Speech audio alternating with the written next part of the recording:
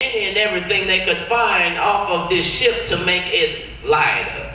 And as you are a sailor, you would know that when the storms come, your ship needs to be as light as possible because it will stand the waves. And if your ship is heavy, you can have a typhoon come upon you and your ship will crash. And what they failed to understand was their ship could have been light as a feather, but even though it wasn't, they still did not get on their knees to pray. And as a Christian, you would know that in your first signs of trouble, you were taught to get down on your knees. And some of us fail to realize that prayer, in fact, changes things. If you are going through a struggle or a test, you would know that to make everything all right, you would simply get down on your knees. If you were facing difficulty on the job, you were taught to pray. And even though these Christians were taught to pray, nobody remembered to. And while Jonah was sleeping, the captain got nervous. They started to throw everything overboard. But even though they were making the ship lighter, conditions wasn't getting any better. Even though they were trying to press their way through the storm, the further they went, that's the more trouble they got themselves into.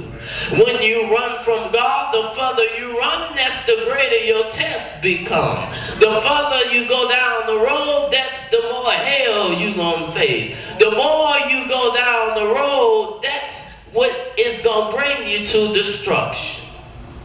And then the captain started telling his crew members to pray to their God. Notice that in the English language there is a plural. God's is plural. When you go to church, you say God, meaning singular. And when you say God, it's plural. See, back in those times, people served more than one God. They believed it was a God for the rain, there was a God for the sun, there was a God for the wind that blew. They were taught that it was a God for a good harvest and it was a God for a bad harvest. They were talking about all these fake gods, but nobody knew the one true God. And he remembered that Jonah was in the bottom of the ship, and they woke him up and started asking him questions like, what did he do for a living, or where did he come from, and what God do you serve? And then Jonah simply replied saying that he served the God of Abraham, Isaac, and Jacob. The God that created the heavens and the earth. That's the God Jonah served. So Jonah told them what they had to do, but when Jonah said to throw him overboard, people started looking at him like he was crazy. And so soon as Jonah was thrown overboard, God sent a whale to swallow him up. And notice that at one point or another, many of us have been guilty of being misunderstood. Trying to do God's work when nobody understands is a hard task, because going through this life being a worker for the Lord, you're going to go through some struggles. You're going to go through some storms and some tests. But how many of you know that what don't kill me only makes me strong? Some of us gonna go through some tests that will make the hairs on the back of our neck stands up, but as long as it's for His glory, everything's gonna be all right.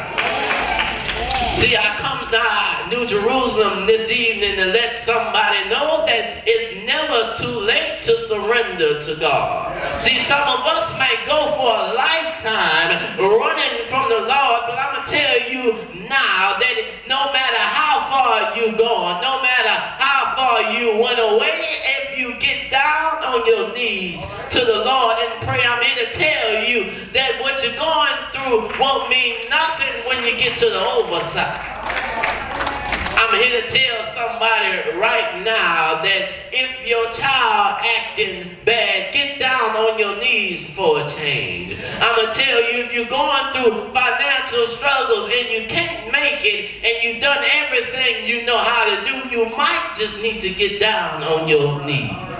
If you're going through some trials at your job and you're tired of cussing folk out and talking about people behind their back, maybe you might just need to get down on your knees. See, Jonah in the well went all the way down to the bottom of the ocean. And anybody in here who knows the ocean is normally about 10 miles deep. That's almost 60,000 feet deep. Yeah.